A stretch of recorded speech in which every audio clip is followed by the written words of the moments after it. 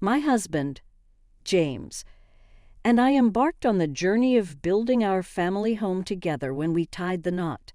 It was, without a doubt, the most significant investment of my life.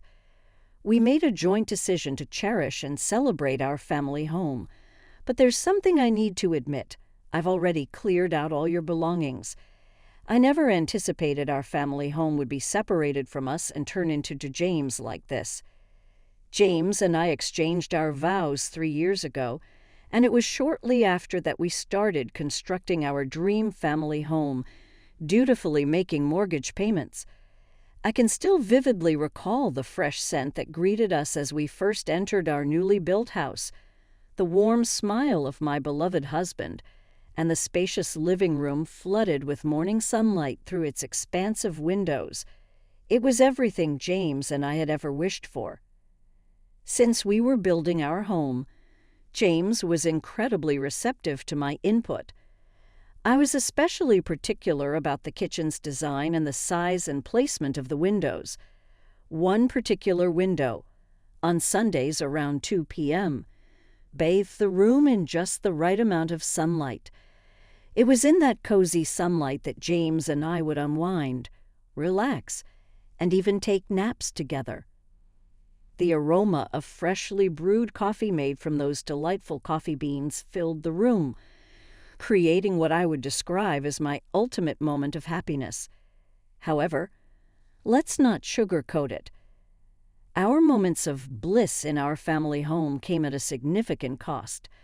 I'm immensely grateful for my consistent and dedicated work that helped us achieve this. When we finally qualified for our mortgage, I patted myself on the back for all the hard work I had put in. James felt the same. Undoubtedly. Yet within a month of completing our family home, I received an unexpected call from my mother-in-law, Alla, who had been living separately from us. She inquired, "So you and James have built a family home, haven't you?" Then she dropped the bombshell. "Now that it's finished, I'd like to come live with both of you in that house. Living alone in this dilapidated place is taking a toll on my health. Ava is single and relies on welfare to make ends meet. Our relationship had never been particularly close, as I had only met her a few times during my courtship with James. Truth be told, the prospect of Ava suddenly moving in with us as newlyweds in our cherished home was a daunting one. I understand your perspective, Mia, and I can empathize with how overwhelming it must feel to have my mother living with us. So I decided to convey to her that it's simply not feasible for her to reside with us, and I declined her request. Is that okay with you? Thankfully, my husband is incredibly considerate of my feelings and understands me deeply. Consequently, when Ava broached the idea of living with us, my husband declined her request. 2 years later, James and I welcomed our first child into the world. Perhaps thinking this was a good opportunity, Ava once again proposed the idea of moving in with us. She reasoned, "Isn't it challenging to manage the baby and handle all the household chores by yourself if I were to live with you all? I could certainly assist in caring for the baby and taking care of the house. Moreover, it's a wonderful opportunity, so please consider allowing me to join you." Admittedly, taking care of a baby and managing household tasks is demanding, and I genuinely appreciated the offer of assistance from Ava. Furthermore, I had plans to return to work eventually, and having additional help with the baby seemed like a wise decision. So I thought, why not give it a try? Ava appeared genuinely delighted when I agreed to let her move in with us under the condition that she would assist with the baby and the housework. Once we began sharing a home, Ava took her responsibility seriously and diligently helped with the baby and household chores. She said, "Okay, I'll take care of the laundry and fold the clothes." "All right, thank you. While you're out getting groceries, I'll look after the baby. She seemed genuinely committed, and I was appreciative of her efforts. However, this initial enthusiasm only lasted about a week. After that, she began slacking off and relaxing once my husband was away or neglecting her duties to care for our son despite my requests. This pattern repeated frequently, and my trust in Ava started to wane. Her recent lack of commitment to household chores and her reluctance to care for her own child have left me increasingly doubtful about her reliability. With Ava's lackadaisical attitude towards housework, it's becoming increasingly challenging. I understand your concerns, and I'll have a talk with my mother about it. My husband has tried to caution her on several occasions, but she's been resistant to his advice. I want to emphasize that I'm doing my best here, and Mia may appear strict, but we need your proper assistance. That's why we agreed to live together initially. Ava seemed taken aback, exclaiming, "Are you trying to kick me out? Please don't be so cold about it. Don't evict me because of this." Each time James warned her, she either shifted the blame onto me or resorted to tears to elicit sympathy. Consequently, Ava persistently remained in our home as her willingness to help with our son continued to decline. My anxiety around her increased. I expressed my concerns to my husband, saying, "Honey, I'm genuinely afraid to let our son be around Ava like this. I really want her to leave our home as soon as possible." Understanding my apprehensions, my husband decided to rent an apartment for Ava, hoping it would motivate her to leave our house. Before I knew it, our living room was overflowing with Ava's belongings. I had to hold our son constantly to prevent him from encountering Ava's clutter or putting things in his mouth. Despite our repeated warnings, Ava remained unchanged, and we were determined to convince her to leave our home. Then, a distressing moment occurred when our son went missing from his room where he was supposed to be napping.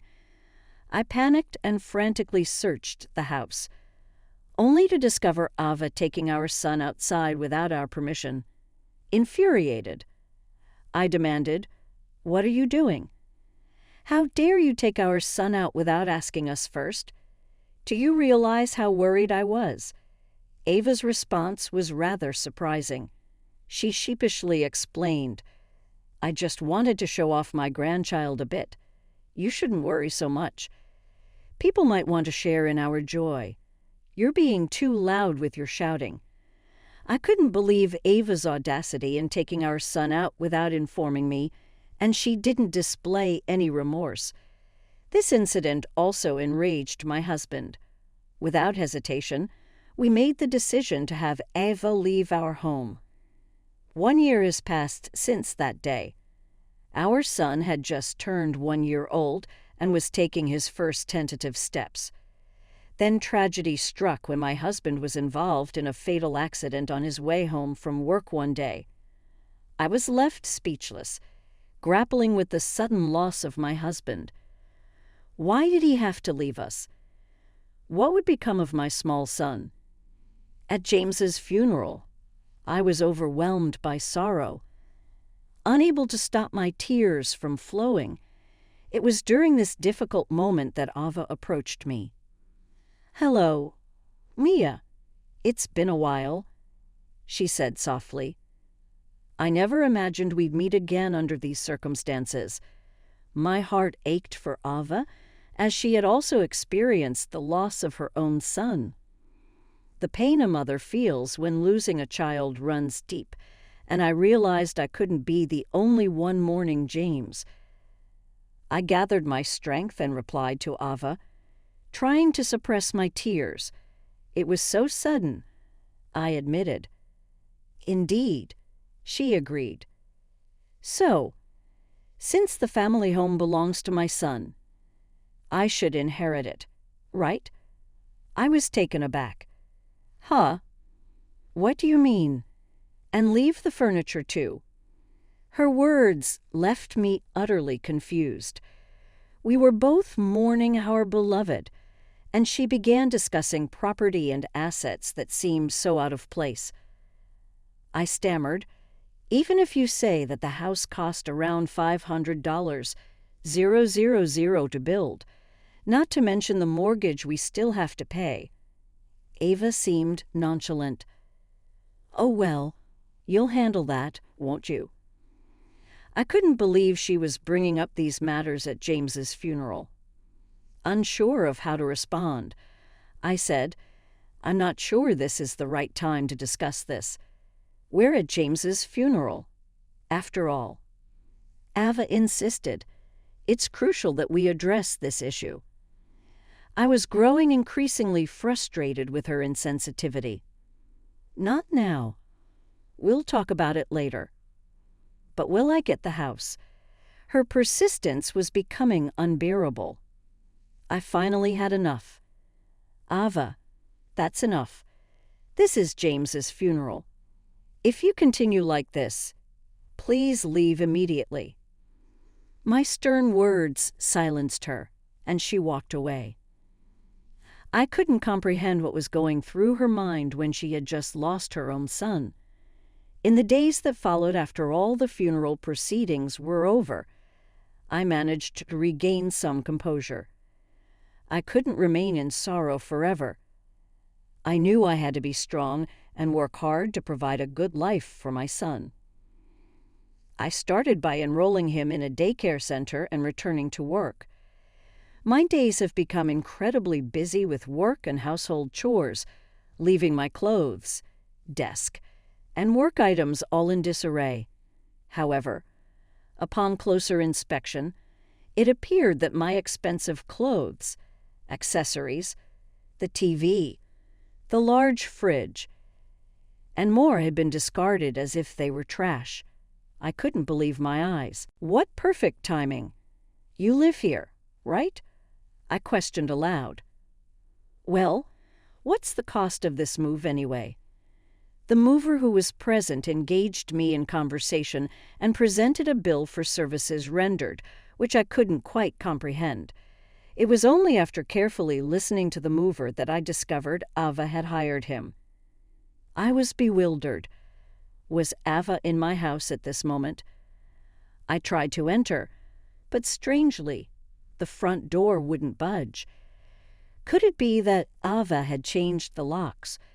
I began to wonder if she somehow obtained my house key amidst the commotion of James's funeral. I immediately dialed Ava's number. "What is the meaning of this? Ava? How dare you enter my house without permission and dispose of my belongings without consulting me?" Ava's response was chilling. "What's wrong with me taking my own son's things? You're not a family anymore. So leave." I was taken aback. "Excuse me. Just because James is no longer with us doesn't mean we're not a family. Get out before I report you for trespassing." Ava abruptly hung up the phone. I couldn't believe her selfishness and audacity. I knew I had to find a way to reclaim my house. However, my son started crying, and I couldn't stay outside indefinitely. I decided it would be best to check into a hotel or go to my parents' house. I instructed the movers to store my belongings temporarily and left the premises. A week later, I received a distressed call from Ava. "The police have come here, and they seem intent on making me leave the house. Please do something about it." I was incredulous. She was the one who had evicted me, and now she was seeking my help. Ava's selfishness knew no bounds. I retorted, "Even if you say that I'm no longer your family." "Either. We've gone through a post-mortem divorce settlement." She seemed surprised. "Post-mortem divorce?" I explained. "Yes, it's a legal procedure to sever ties between myself and the relatives of my deceased husband. While I will inherit the house as James' spouse, I've legally cut ties with you, and I have no obligation to allow you to reside in my house or provide support." Ava responded heartlessly, Well, I did as you wished considering we're no longer family, but I took care of the baby. You're so ungrateful, and you're incredibly cold and strict." Ava retorted, seemingly oblivious to the fact that her actions were wrong. Instead, she grew angry and defensive. It was clear that she didn't recognize the gravity of her behavior or her lack of contribution to our son's care. In my view, I owed her nothing, but I had anticipated this response from her. I sighed and responded, "If you insist, then fine, you can continue to live there." Ava's tone shifted. "Oh, really? You mean I can stay? You said that, right?" I clarified, "Yes, you can stay, but you'll need to pay the entire remaining mortgage for the house as a lump sum." Ava seemed taken aback. "Excuse me, why should I pay the mortgage when it's already been paid up to now?" I explained firmly, "You're only responsible for the outstanding mortgage amount. It's a significant sum, but that's the deal." Ava's frustration was evident. "What? How am I supposed to pay off a mortgage for a house that's only 3 years old and all in one go?" I asserted, "If you can't, then the house is legally mine, and you, who are not my family, can be reported for trespassing." I hung up the phone after making my point. I didn't mention that we had insurance to cover the mortgage after my husband's passing, as it wasn't necessary for Ava to know. A few days later, I finally regained access to our house, but it was in disarray. Furniture was damaged, and my clothing was in disarray. I documented the damage, taking photos and noting the cost of everything. When Ava had kicked me out of the house, even though I filed an insurance claim, it was unlikely to be fully compensated since Ava couldn't afford to reimburse the entire amount.